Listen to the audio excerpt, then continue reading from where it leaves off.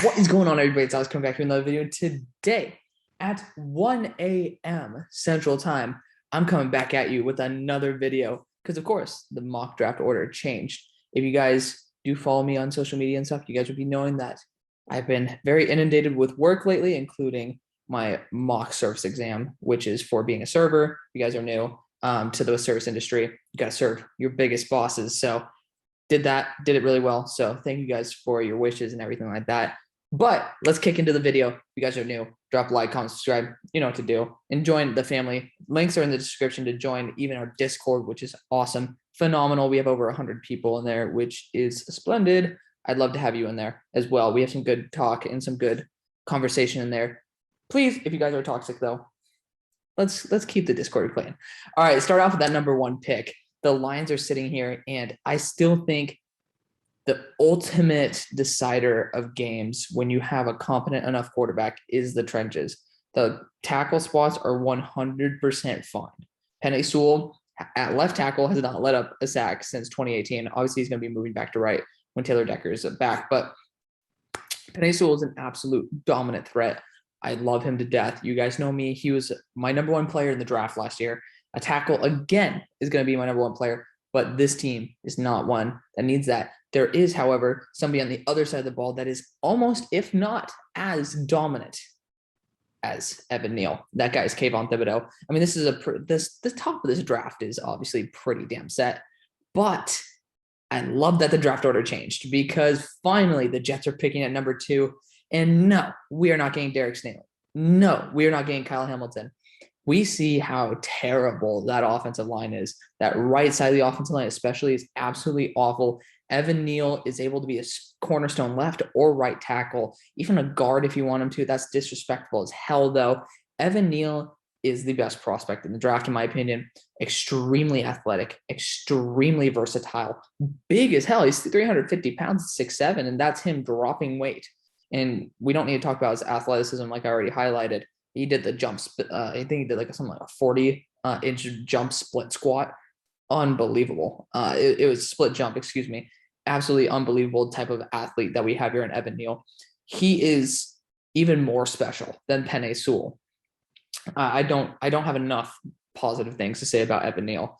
The fact that this is his first time starting at left tackle. He's playing at this high of a level, and we saw how much he progressed last year.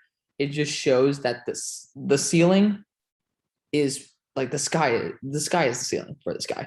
I don't even know if the sky is the ceiling. He could be one of the arguably best left or right tackles in the NFL coming into year 2, similar to a Tristan Wirfs type situation. I think that's how confident I am in Evan Neal making a huge impact in his first year. But regardless, let's continue on. Number 3, we got the Jacksonville Jaguars here. And honestly, there are 3 different ways you can go. Because, I mean, Derek Stingley is Derek Stingley. I don't really think that's the right move. Again, you got Tyson Campbell there, as well as CJ Henderson, as well as a plethora of other corner weapons, including Shaquille Griffin, which you guys did sign to a monster contract in free agency. Of course, you know, PFF will always say best player available, and you can never have too many corners. I say hold off on that idea. I'm looking at these 2 kids right here. DeMarvin Hamilton, DeMarvin Leal. It's a little bit early in the morning, but DeMarvin Leal is an absolute stud. He's a multifaceted interior defensive lineman for Texas A&M, used more as an edge rusher, and I think that's a better role for him. And I think he'd be a huge impact on this team. He moves like 260 pounds, but he weighs 290, and he is dominant. Like Bro Schmo's love for him is legitimate. It's better. He likes him more than Kayvon Thibodeau, but you know what? You know, you're going between very fine grains of hair in order to try to nitpick between these 2 guys. They are absolutely dominant. But Kyle Hamilton is a unique defensive back. He is somebody who can literally take over a game. You already brought Rayshawn Jenkins in, so could it be kind of dipping in the same well? Yes, but I don't think Rayshawn Jenkins is a reason not to get a potential game-changing safety in Kyle Hamilton. So I think if you shut down the top part of the field, you're going to be able to allow your corners, your linebackers, your defensive linemen to have a lot more efficiency and a lot easier of a time being able to deal with the short pass game, knowing that they aren't going to get torched deep because Kyle Hamilton has that speed. He has that IQ, and he also is able to be a big factor in the contested catch game. This guy can take over a game. That's what you're going to be taking a safety at number 3 for. That is why Kyle Hamilton is worth the pick. Number 4, we got the Texans, and we're going to see if Davis Mills has it in him. The quarter he played wasn't that great, but I don't think anybody expected him to just come out the gate lighting it up. I'm looking at 2 targets here: Derek Stingley, DeMarvin Leal. Spencer Rattler, again, I don't even know if he's the number 1 quarterback in this class. And we're in a quarterback class that is so deep that, you know, how Davis Mills was taken in the 3rd round, that's the quality of quarterback you could probably get in the 5th or 6th. And that's me being a Davis Mills optimist. Maybe not like 1st round quality. I said late 3rd, but, you know, there's a chance for Davis Mills to progress here. Also, we've seen how good, like kind of patch quarterbacks like Tyrod Taylor have been able to do in this scheme. So think even, let's assume the Eagles decide to go off Jalen Hurts. That's another object or target for them to go after. Tua Tagovailoa, you could probably do well with Jacoby Brissett, for Christ's sakes. So there is a lot of options that I think the Texans can remain legitimate. And I don't think they're a quarterback away, unless you have Deshaun Watson, from being able to change this franchise. It's not quarterback. Yes, it's the most valuable position, but how many quarterbacks do we see go to franchises that are dysfunctional, that don't have a good enough line? Because again, Marcus Cannon, not going to be there too long. I mean, he is like what? He's in his later 30s, not later 30s, but he's in his 30s. The team just needs more pieces before you drag a quarterback in there. And again, they did just draft one this past year. I don't know if they want to say, hey, Davis Mills, you're completely toast. We'll see. We'll see how it goes. Obviously, that's why we update this every week. I think DeMarvin Leal is just that special, though. I think he is a monster. They do need edge help, and I think he is the perfect edge. It says interior defensive line. Don't get fooled by that. This kid can play on the edge no matter what. I absolutely love the potential of DeMarvin Leal. I think he's better than Derek Stingley as well. So I think that is where we should rock. At this pick, though, I'm stuck between 2 picks, okay? I'm looking at Derek Stingley, but I'm also looking at a kid I really love in Tyler Linderbaum. Both are absolutely stud picks, and they're both picks that I think are quite wise, to be 100% fair. But there honestly is, like, there's a move I'm thinking about making here, and it's a risky one. It's certainly a risky one. I'm looking at moving back, and you guys might be like, what? Why would they move back? I'm looking because the Giants are offering a threat against Tyler Linderbaum, because I know that is a target I 100% want, is Tyler Linderbaum for the Giants. But to be honest, I don't think the Giants are going to be in the mood to take a chance on a center at number 7 overall, even though Tyler Linderbaum's great. Doesn't really fit. Like, the more I think about it, the less Tyler Linderbaum fits exactly what Gettleman would want. So yeah, it is a little bit hard for me to justify Tyler Linderbaum there. So given that, we're having our first huge trade. Again, we are doing trades because I want to limit it as well, just because it does get a little bit hectic in here. We are having the Eagles offering a certain package of picks in order to move up in the draft. We're seeing the price. We want to gauge the price point right now, because of course, if we're able to trade our 2 first-round picks and then maybe swap a second for a third, then that's going to, you guys will see what we can possibly do here.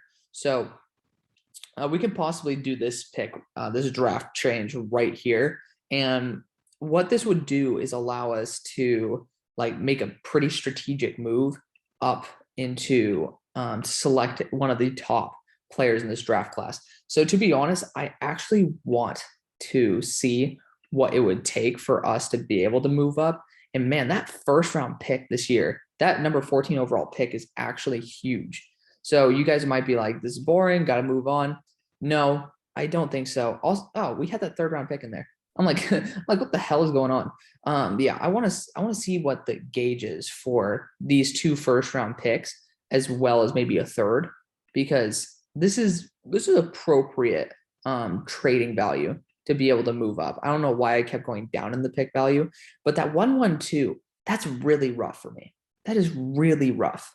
That's a tough one for me to sell, because I don't think that the value of the number 5 pick is 2 firsts and a second. Like that's really rough for me. So, oh man. But like, if you guys see what I'm going to be doing here, I can't trade this number 14 pick, right? Like, I really can't do it.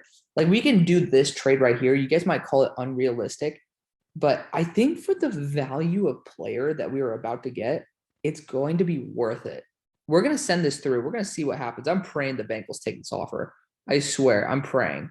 Absolutely praying. Of course, the Bengals don't take it. But therefore, we're going to swap the 6th for a 7th. Who really cares? It's a 6th for a 7th round pick. Just sealing, we're going to be feeling this one out.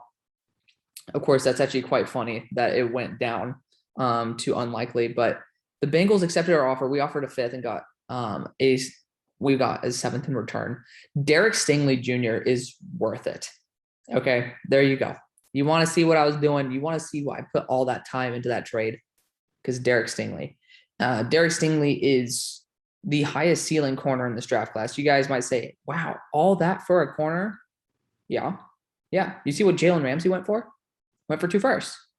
I think that Derek Stingley is going to be an absolute baller on this franchise. And you guys might say, hey, well, why couldn't we just get better value with like a Sauce Gardner at 14? That's a good question. I think that if you want to solidify this defense, we've seen how dominant that they are. Get Derek Stingley, and you still have that extra 1st round pick. So that 1st round pick can be used to acquire future firsts. And you also have pieces that are on the trade deadline. I just think that it's fun. It also adds an interesting dynamic there, because Derek Stingley being an Eagle is really nasty. And I love it, because he was going to go right here to the Falcons. So the Falcons are sitting here. And as much as I want to get one of these guys, I think they have to go with more of this cornerback route. Andrew Booth has been actually taking his game to another level. And I'm glad that people are finally starting to be on the hype train for Andrew Booth. He is a stud. He's my number 11 player in the draft class. So a little bit rich for me, but haven't actually fully updated it yet. Of course, thank you, TDN, for not updating your draft board. Regardless, this is a stacked corner core until like probably the 2nd round. The 2nd round is where it starts dropping off quite a bit. So I'm going to be solidifying a top end talent right here, Andrew Booth Jr. So you do lose out on Derek Stingley, but you get another talent that is extremely high ceiling. So I love it, because again, you can't really get much worse for the Falcons defense right there. Thought about a quarterback, but they're not ready either. And I just don't think that with that restructure that they're preparing for a quarterback change right now. Number 7, you got the Giants, and the Giants need to take a good look at themselves, because for me, I would definitely be looking at Tyler Linderbaum here, but again, it doesn't fit what they're trying to do. I'd be looking at Kenyon Green here, because he is one of those bigger dudes. Darian Kennard seems to make sense. I hate that pick so much, but it makes sense. Akeem Ekwonu, another guy who would make sense. Tackle, guard versatility. I don't like the idea of Kenyon Green being this high. However, wide receiver is not something I'd be looking at, to be 100% fair. I would look at a quarterback here. I really would. But all of them are on the board. You could trade back here with a team that is looking for a guy like Spencer Rattler, Malik Willis, Matt Corral. But to be honest, I think that the right move is to make sure that you get a guy who is really talented. Kenyon Green is able to fit into that guard spot. Shane Lemieux is your starting guard. Need I say more? No. So Kenyon Green, definitely somebody who, I thought the Giants were going to go after Rashawn Slater in this past draft, because he had that tackle guard versatility as well. Kenyon Green is an extremely high profile offensive lineman out of Texas A&M. A bit rich for me, I will admit, but I think that it is the right move. Of course, the Bengals did lose out on Derek Stingley, but they got a shit ton in return, and they're getting Tyler Linderbaum, by far the best interior offensive lineman in this class. Again, Kenyon Green isn't honestly that far behind, but Tyler Linderbaum is on another level in terms of his talent. Just again, you got to look at scheme fit right there. Gettleman is not going to take a tiny little dude for a center. So Tyler Linderbaum, 290 pounds, sub 300, very athletic, big fan of him. He could be of the Quentin Nelson territory of type of talent. Maybe not of like give him a gold jacket day one, but near that tier. Looking at number 9, again, the Giants are here. It's a good spot to trade back, to be honest, because again, I'd be looking at a quarterback here. it's a good spot to take one. I would be looking at a guy like Malik Willis, but you could look at Sam Howell, Spencer Rattler here. Spencer Rattler is probably the best quarterback in the draft class. I think that his year that he's having is just showing big holes. And given next year's draft class, I think Spencer Rattler could solidify himself as the number 1 overall draft pick because Bryce Young showed that he was beatable. I showed that Bama was beatable, as well as, DJ Uiagalelei is not going to be probably contending with Spencer Rattler at that level. I do honestly think that he might pull a Justin Herbert and go back for his redshirt junior year, which I think would be a smart move given how like volatile the stocks of these quarterbacks are. Because we could see Carson Strong be the first quarterback taken. I wouldn't be unbelievably shocked if that happened. But given the way that this year has been going, I think Malik Willis is up there. And people are going to call me crazy for this, but I just don't think Daniel Jones is worth the contract. I really don't. It takes a shit ton of cap from your team, and allowing a guy like Malik Willis, who is just as dynamic as Daniel Jones, and honestly, his accuracy issues, A, are getting better because he's working on his mechanics, but B, he's also, like, Daniel Jones has been not doing too great of targeting downfield. Broshma brought this up. Like, that play where Darius Slayton dropped the ball was, like, why did he need to place the ball there? Darius Slayton had like 15 yards of separation, and he put the ball at max distance on full stride. Like, there's no reason to be doing that. That's poor ball placement, and nobody's willing to say that. That's what's irritating to me. But Malik Willis is going to surprisingly be first quarterback taken in this draft class. Number 10, you got Washington football team right here. And you guys need a stable quarterback. I understand that you guys got a little bit pissy with the Matt Corral pick. I think it's a good one, personally. It's just somebody who would work really well with a guy like Ron Rivera. But, I honestly think Spencer Rattler might be worth this pick. Again, it is weird. I would love to just say we're going to disregard him, but that's totally unfair. I'm going to go Spencer Rattler here. He does have crazy arm talent, and he's not as volatile as Matt Corral, where Matt Corral can be the best quarterback as well as one of the worst in the draft class. The only reason why he's not the number 1 quarterback is because you see those Arkansas games and LSU games where he throws 5 and 6 interceptions for no reason. So Spencer Rattler going to be going back-to-back with Malik Willis. Number 11, you got the Vikings here. And the Vikings, man, they got a lot of routes they can go. They can go quarterback because they're trying to get Justin Fields, right? Matt Corral honestly could be that. But to be 100% fair, they do desperately need that corner help because they've been trying to revamp their defense, and it's still not good. I think Kaiir Elam is beyond worth it at this point. A really high-level cornerback right there. Think that he fits in that Patrick Peterson mold really well. Big fan of the potential of Kaiir Elam. Even Trent McDuffie is a really damn good corner. Darian Kendrick. Past Darian Kendrick, Mikael Wright does have actually quite a bit of talent, so I'm not going to disrespect him. Past these 4, there's a big drop-off, which, that's saying a lot. But all these guys are first, maybe early second talents, especially Darian Kendrick factoring in personality issues. But, man, you're nitpicking at that point. So let's talk about the Panthers here, though. Panthers, I think a big concern is going to be that offensive line. Jackson Kirkland should not be here on the rankings. He's shown that it seems a pretty logical pick for the Panthers, given how they wanted to go after Brady Christensen, but he cannot hold up against power at all. And that's really scary to me. And there's some really good quarterback talents here. There's some really good wide receiver talents. I'm looking at the tackles here, and my favorite guy left is Sean Ryan. Call me crazy. But realistically, Trevor Penning, I actually do need to do some more research on, but I don't think that he's going to be passing up any of these top guys. But I'm looking at it, and there's nothing that I'm really willing to go with right at this point. Back before, we thought Jackson Kirkland could hold up against power, somebody who has a lot of experience, and that's going to be perfect for a guy like Sam Darnold. But to be honest, I'm kind of underwhelmed. So I'm looking at the corner as quarterback. Corner and quarterback are going to be our 2 targets right now. So with that in mind, I think that there are teams that could definitely be trying to move up here. I am trying to make this a little more interesting for you guys. Of course, Sam Howell is dropping, which is a little bit ridiculous. I 100% agree with you guys. But I'm looking at teams that could use a quarterback. I'm looking at the Steelers right here as a prime candidate to move up and select a quarterback. Because, again, we do have all these guys here. But, of course, I'm looking at the targets here. The Colts, I don't really think they're going to look for a new quarterback. The Eagles could. Same thing with the Panthers. Patriots and Raiders won't be anymore. And then you got teams that could move up. So is it logical for the Steelers to move up for Sam Howell or Matt Corral? Yes. But I think one of them has to go in order to create that urgency from the Pittsburgh Steelers because they do not like trading up.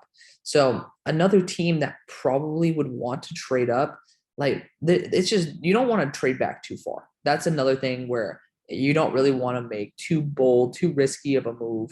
There is still Sauce Gardner on the board. It's a tough one to sell because there are teams that desperately need cornerback help. I'm looking right here at the Raiders. They could definitely use the help, but I'm like Trent McDuffie is also there. It's a tough one to sell. It's a real tough one to sell. Again, I do this all live with you guys because obviously doing it pre-recorded will make it a lot smoother, but it also just kind of takes the fun out of it. And I'm not really in the mood to do that. I'm looking for a team that actually might want to go an edge talent here. And that team's the Chargers. The Chargers are actually going to be moving up here because the Eagles might be needing some edge talent in the future. This kid is just going off, right? He's just progressing beyond my expectations 1,000-fold. So I want to give a huge shout out to somebody who I personally doubted. Slight mix up. I accidentally traded the Eagles pick. Whoopsies. But yeah, we're going to be going right here with the Chargers for a quick move up with the Panthers, making sure it's right this time.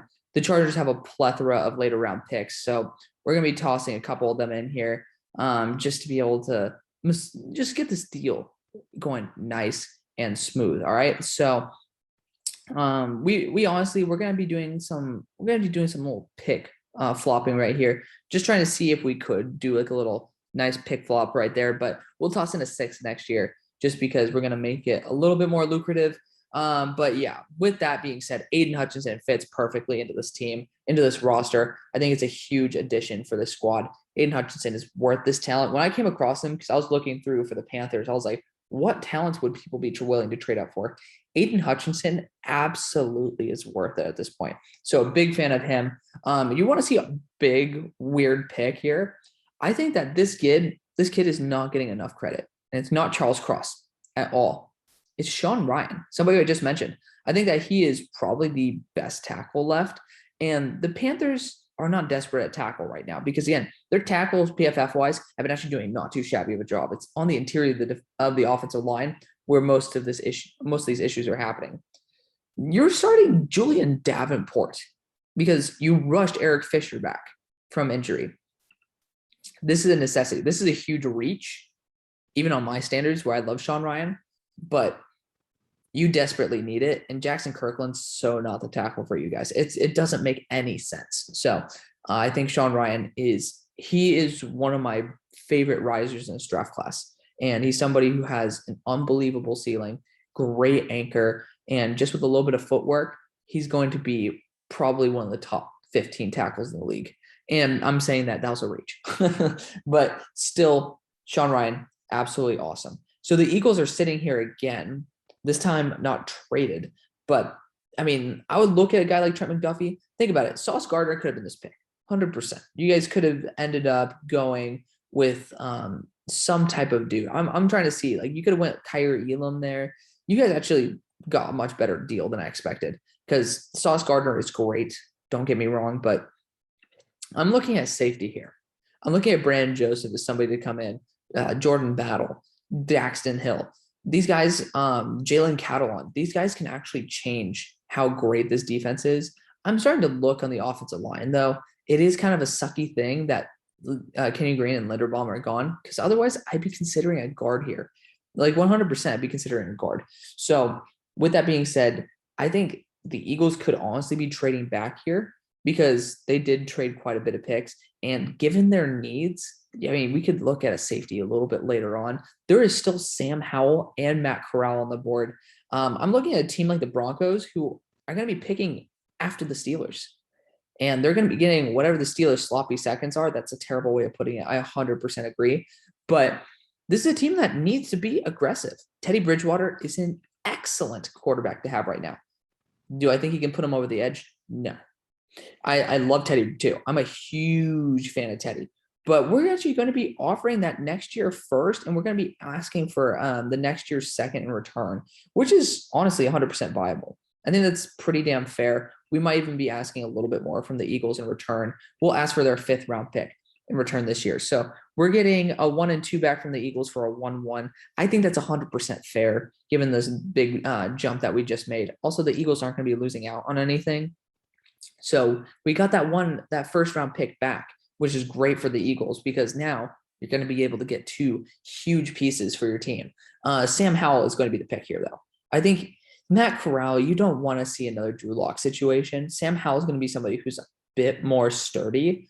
Again, he had a rough game versus VT. He has no offensive line. His weapons are all gone. And I mean, I'm a big Josh Downs fan, so don't get me wrong there. But Sam Howell's worth this pick, guys. Come on. You can't disagree with that. Also, I'm pretty sure the Panthers would be looking at a guy like Sam Howell because Matt Corral, I mean, you might as well sign Sam Darnold to a $30 million a year deal if you're going to be taking a shot on Matt Corral at this point. Because again, I think just continuing to build your team, I think Sam Darnold has the potential to be able to do something about it. But regardless, let's get back to it. The Panthers are back on the board. I wish I could trade back further for them, but I can't. The great wide receivers are still on the board. I think that is a major steal right now. I'm looking at Sauce Gardner as a potential option, but really, no. You guys are 100% right. You guys would be screaming at me if I got anywhere near that pick. Christian Harris would be an interesting one, to say the least. Very versatile. I really want to get a deep safety for this team. I really do, because I don't like the idea of Jeremy Chin being deep, like at all. But my favorite deep safeties are not worth it. If we want to do a second round, which we will do in the future, 100%. I'll start doing that starting next week. I promise you guys. So we'll be doing second rounds at least starting next week. But for right now, we're gonna be sticking to this. We're gonna honestly look in the offensive tackle realm again. I can't like any of this, dude. Jackson Kirkland's like pretty much a guard at this point with the amount of destruction he gets, to put it lightly, from Aiden Hutchinson. The rest of these guys aren't worth a first round pick, especially for a team that desperately needs it. And the interior offensive line ain't looking too hot either. It's just a really weird spot for me, to be honest. I mean, you could look at Jordan Davis here. I don't like that at all. You know what? This would be quite fun. Adam Anderson or George Karlaftis would be really intriguing options. I think Adam Anderson would be a really fun one on this squad, but I think George Karlaftis, looking at his size, he is 275, so he's a bigger boy. So I'm actually going to be going with my actual number 13 player of the draft, Adam Anderson. Really weird edge prospect, but man, I'm thinking of him in that more of Hassan Reddick role, that linebacker edge hybrid right there. And I'm imagining how Matt Rule can use this guy to his maximum capabilities. He could be worth a top 10, top 5 pick. That's how good he is. I love Adam Anderson. If you guys haven't watched him enough yet, please just do yourself a favor and just watch it. He is phenomenal. This pick is going to be Sauce Gardner, though. A big fan of it. I feel like he has that grip to be a Raider. So definitely something that I'm looking forward to see him on the field. But, you see how Casey Hayward can help that defense a lot. Ahmad Gardner could be the next Casey Hayward. I do like him a lot. Looking at number 17, this is where you got to select a wide receiver or a corner. Trent McDuffie is the last guy on the board. That's probably going to be really good at this point. But I mean, you can't give up on these guys. I feel like Garrett Wilson is just different than Chris Olave at this point. He's on a different tier. So I'm going to be rocking that. Steelers, you guys know where I'm going. It's time. It's time to move on. You guys might say that our backup quarterbacks can do something. No, they really can't. So get Matt Corral, have yourself a day, enjoy it. It's a perfect fit for the Steelers. I love that pick so much. And even if he sucks, I mean, you're not going to get much worse than Mason Rudolph. So, I guess offense to Mason Rudolph, I don't really care. But this pick, I really want to give him Jordan Battle, man. I really do, because Jordan Battle fits perfectly with what Anthony Harris wants. But dude, Brandon Joseph has that potential. I'm going to give Jordan Battle anyways, because Brandon Joseph he's changed too much. Really has. So I can't recommend that. So we're going to be going that. Obviously, this pick, we already know it's one of the 2 Ohio State guys, 100%. Chris Olave needs to add that deep threat presence there. Give Jameis Winston someone to throw to, for Christ's sakes. So big fan of that pick. Number 21, we got the Titans on the board. Titans. We could be looking at offensive line help here, but I do 100% agree that the edge or linebacker component is necessary. Rashaan Evans, not too bueno. It would be interesting to see Christian Harris replace Rashaan Evans, Alabama for Alabama, but I don't really think that that's too much of an ask. And again, it does show that they have been drafting Alabama linebackers in the past, shows that they have a very high opinion of them. Christian Harris has the highest ceiling out of all these guys. I think that someone who's very underrated is Henry Teotihuacán. But again, you look at these guys' weight, they are pretty light. Now I'm looking at Devin Lloyd, who's going to be slightly larger, but I think I'm going to be going Christian Harris here. He is probably the best linebacker in the draft class. Again, don't discount any of these guys right here. I think that Brandon Smith's a bit overrated, but these guys are actually really damn good. Number 22, you got the Cowboys on the board. And Cowboys, I think we still need to be focusing on that edge room, dude. Wide receivers shouldn't even be on this list. Don't get that. Safety, don't really see that much either. Corner could certainly be a target for us, though. I know we got, I'm bugging on his name, the kid formerly out of LSU in Kentucky, Kelvin Joseph. No. Right now you're down to pretty much one solid corner. But regardless of that, I don't think it's going to be something you guys go after. I think going after an actual edge talent, someone in state with Nick Bonito is going to be a unique and awesome role. Because again, Randy Gregory role, Aldon Smith role, actually quite productive on this defense. And DeMarcus Lawrence needs somebody else to help, guys. So Nick Bonito, we're changing up. We're having it interesting right now. Cardinals are on the board, and they just praised the Lord that Trent McDuffie fell to their lap. Didn't even think about it. I'll be 100% honest with you guys. I did not plan that out at all, but they definitely needed it and stole it from the Jets. The Jets, on the other hand, could definitely be looking more in this edge room as well. There's a lot of guys here who can play a very key role in this defense. I like actually so many of these guys, up to even Kingsley and Agbear. So let's analyze it. Darian Kendrick could be pretty interesting in the squad. I would even look at potentially taking him right now. But Kale Wright is somebody who I'm glad he's actually getting some respect. But you look at him, he is sub 6 foot versus obviously a 6 foot corner. Being trained in Georgia, he's phenomenal. I love the potential of Darian Kendrick. Again, personality issues. Are they really the thing that drives him down a little bit for me? Running back is something we could look at. I think Isaiah Spiller is extremely overrated. My friend Zach Charbonnet, I'm just gonna give him a shout out. He deserves to be considered as RB1 in this class. There's just, not to be rude, but it's not a good running back class. And Breece Hall is getting a little bit underrated now too. The thing that Eric Gray is above Breece Hall is a little bit disrespectful. Regardless, I'm looking right now at the edge room, and there's a lot of really good talents here.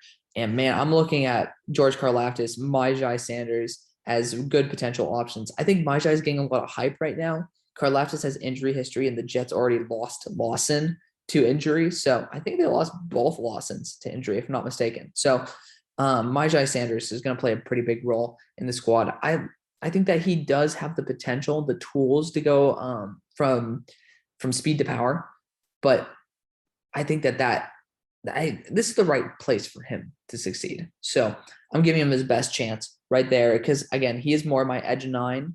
I do have George Karlaftis above him, Zach Harrison above him. But, I think that Myjai has a lot of hype going on right now. Got to keep it a little bit realistic here. So at number 25, the Packers are on the board. And again, I think that Jackson Kirkland's going to fall. Legitimately, I think he's going to fall. He's not that big. You look at him, he's 310 pounds. He's actually at 6'7", but he's 6'7", 310, and cannot stand up to power. In the division with, you got Danielle Hunter in there, you got Akeem Hicks on the inside, not to mention, of course, Khalil Mack on the outside, and then you'll have KT. You cannot have Jackson Kirkland be your tackle. Not a chance. So we're going to be getting away from that route. I'd be looking at the wide receivers here. You got Treylon Burks here. You also have Drake London. Again, a guy who's extremely disrespected. I don't get that. But, man, I mean, it's hard to choose against Treylon Burks, who has that potential to be a monster over the middle of the field. I think that I'm going to take him just for the upside. Just, you give Jordan Love a big hulking target, that's going to help him out so much because I honestly think Robert Tonyan's been overrated, and finally it's starting to come out. He's not that great. I mean, he was underrated for a time, but I digress. Jalen Burks is going to be a huge addition to this offense, especially with Devontae Adams leaving. I think that they could target multiple wide receivers in this draft class, including, actually, I'm trying to find him, Romeo Doubs. Romeo Doubs is a guy who I actually like quite a bit. Same thing with Jalen Tolbert. So both guys who have very high ceilings right there. Number 26, we got the Brownies. And the Brownies, I've fallen in love with this pick. George Karlaftis, somebody who's coming into his own. Injuries are the only thing that is a big negative. And this is perfect for him. Myles Garrett's pretty much a little Robin. Being George Karlaftis would be insane. I think that that is probably one of my favorite picks in this entire draft class. So huge fan of George Karlaftis right here. Seeing Jackson Kirkland fall is, again, not a huge surprise to me. At number 27, Ravens, what do we do with you guys? There's a lot of routes that we could go. I'm looking at that tackle route. Zion Nelson is my top tackle left. Again, Jackson Kirkland, I think I always put him as an offensive lineman because I think he is built more as a guard. And you are in a division with TJ Watt. So I think Zion Nelson is a bit better equipped. And you guys might be like, wow, you put Jackson Kirkland in your top 10. That's why we do this week by week. You guys get to see, like, when you see a major lapse of power to power, Kirkland and Cross are dropping. You think of the guys who are actually like top tackles, they are physical monstrosities. These guys are not that. You need to have an anchor against power in this league. Otherwise, you are going to get bullied and you are going to let up sack after sack after sack, like Liam Eichenberg getting plopped on his tush. So, yeah, I think that looking for a guy, even Zion Nelson doesn't have the greatest anchor. He has a much better one than any of these dudes. Trevor Penning's another one where, guys, we need to start considering this dude as, I mean, here, I'm going to let you guys, if you guys want to, just definitely pause the video right here. Like, this is a guy who does have potential first-round pick. I kind of trashed him a little bit earlier, but we do have to kind of show a little bit of respect on his name. Interior offensive line is also another one that I'd be looking at. Darian Kinnard and Akeem Ekwonu are huge additions to this team that I think could actually play at a high level. Darian Kinnard is going to be extremely raw coming out, but this is a team that runs the ball a shit ton. And it's perfect because he does play right tackle, and he's actually been playing at a pretty high level. I love to see that progression in him. And because I thought he literally couldn't pass block, but they didn't give him chances to actually get comfortable pass blocking. So now that he's actually able to do it, I think it's a perfect fit. There's an extremely high ceiling right there. Akeem is somebody who I love a lot, but again, it's another guy where it's like, I don't know if I'm really down for Akeem being in the first round, or if like Darian Kinnard's ceiling at 345 pounds is just on another level. Number 28, you got the Bills here. In the Bills, I'd be looking maybe at Jahan Dotson here. It's like a really fun option. It's definitely a sneaky option right there. If you guys want to discuss that, I totally agree. Mikael Wright and Darian Kendrick, you guys know me. I love going Darian Kendrick right here. I don't think interior offensive line is that much of a need. Again, they returned their 5 starters, so it is a little bit ridiculous. Personally, I think that we could go that wide receiver route. I'm thinking of the guys they have. They got Gabriel Davis there, who's a really good deep threat, right? That could take away from the potential of a guy like Jahan Dotson. But, man, like, he's really good, though, isn't he? That's a tough one because Emmanuel Sanders, he's not going to be there. Like, he's a patch guy. And then you obviously have your number one. This could be like a spot where the Bills just turn it up a notch and allow Josh Allen to continue to sling it deep. Because I'm thinking about it, Cole Beasley, I don't know how much longer he's going to be playing at a top 100 player in the NFL level. And Jahan Dotson could just be that special. Regardless, let's keep saying here a little bit, Darian Kendrick going to be selected right there. Going to be one of the best corners in this draft class, especially talent-wise. You're going to kind of need it in this division, especially if you're going to have talents potentially like Deshaun Watson coming into the division. Speaking of where Deshaun Watson might be, the Dolphins. So I don't know why they're saying wide receiver. That's a little bit ridiculous, a little bit premature. Edge talent, 100%. I can see that. Line. They need someone on the line. There's just nobody here. I can see Trevor Penning actually being this pick. Look in the second round, Daniel Failele, 380 pounds. Somebody who I actually have a sneaky first round pick riser. So keep your eyes out for that one. But man, this team needs help everywhere. But I think the best value right now would probably be on that defensive front. Kingsley Enagbare actually does fit that role really well. And I think that that's going to be a huge addition. Again, you need to keep this defense competent because the offense is not yet. Like the quarterback situation, you can 100% go after Carson Strong there, but that's a really risky one. That's a rough rider for me right there. You might as well stick to Tua rather than going for Carson Strong at that point. It's tough for me to say Carson Strong. Like he is too variable at this point. He didn't wow me at all with his gameplay. He just hasn't.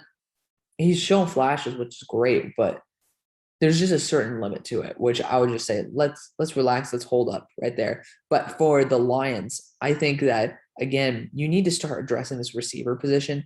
Drake London is a first-round bona fide talent. I think he's a top 20, top 25 talent in this draft class. Extremely disrespected. Someone who has a lot of potential right there. I love him. This spot, honestly, Brandon Joseph could be a really interesting dynamic threat here. Daxton Hill is another one. I would love to see how Jalen Catalon would be used in this roster. I really do like that. Running back is a sneaky option here because I never really had that much faith in Clyde Edwards-Helaire, but this could be the draft class to replace him later on. You got a guy like Zach Charbonnet there. Receiver, I'd look for a bigger dude. I really want to go Jahan Dotson here because I love all that speed. They did try to get Henry Ruggs, so there is certainly something to it. But you have to help out on this defense. Zach Harrison is unbelievable in terms of how great the scheme fit is. Definitely going to be one of the bigger guys that they're targeting. And finally, you don't need to put Chris Jones on the edge. Big addition to the squad. I like it a lot. And Tampa Bay sitting here, and there still is Carson Strong and Desmond Ridder on this on the draft board right now. And I want to make sure, I was just hoping to see that if there was another team right there, but thinking about teams that might be trying to move in, select a quarterback late. This is where you can see a team like the Panthers move up and select a guy. This is where you can feel a little bit more comfortable doing something like that. I'm looking for other teams that might want to do the same thing. You can look at the Vikings. The Vikings, I'm pretty much thinking I actually might want to move up here. Let's check out, honestly, what the Vikings have pick-wise, because that is something that I would legitimately consider. So I want to see how expensive this pick is. If we wanted to do that swap right there, that's a little bit much. That is a little bit. Really, look at that. How crazy is that? You go from a 4th to a 5th round pick, and then it becomes very unlikely to very likely. Very, very interesting. I just want to see that. That is very weird to me. But trading a 2nd and a 3rd round pick, again, honestly, you guys haven't hit on your 2nd and 3rd round picks anyways. And Kellen Mond is just not the answer, dude. Like, there is something that you can actually do with Carson Strong that you can't do with a guy like Kellen Mond. Kellen Mond's already shown that he's not worth it. I'm looking at other teams that potentially move up as well. You can even look at the Miami Dolphins moving up. I just talk shit about them potentially taking Carson Strong, but might not be a bad option. Don't think that the Buccaneers would trade with like Brian Flores right there. But there are teams that would be looking for a quarterback here. I could even see a team like the Eagles. We've already had them move up enough, but it's a spot where they can go out for a guy like that. I'm just checking to see if there's any other teams that could use a quarterback that haven't yet. Honestly, that's not a terrible idea, guys. If we're looking at a team like the like the Texans, like the Falcons, that's a good spot to move up. And I actually want to see, because the Texans are pretty close in proximity here. So I think that it would be a really interesting idea to have the Texans moving up and selecting one of these quarterbacks here. Because again, I was saying, hey, you got to give some time to Davis Mills, but this is okay. It's the end of the 1st round. Like, I want to see. So look at that. There you go. You got a 4th rounder that is starting to get us in the unlikely territory. So now we're making progress. So now I want to see maybe if we get this 5th round pick here, that's going to make the pick worth it. So let's see how this goes. We did a late 3rd as well as a 2nd. The Buccaneers accepted our offer, and this allows us to select a guy, Carson Strong, who actually has a lot of upside. So let me know what you guys think of that last trade. Thank you guys so much for watching. I appreciate you guys going through with me. This entire video is already 140. So I will see you on the far side. Peace.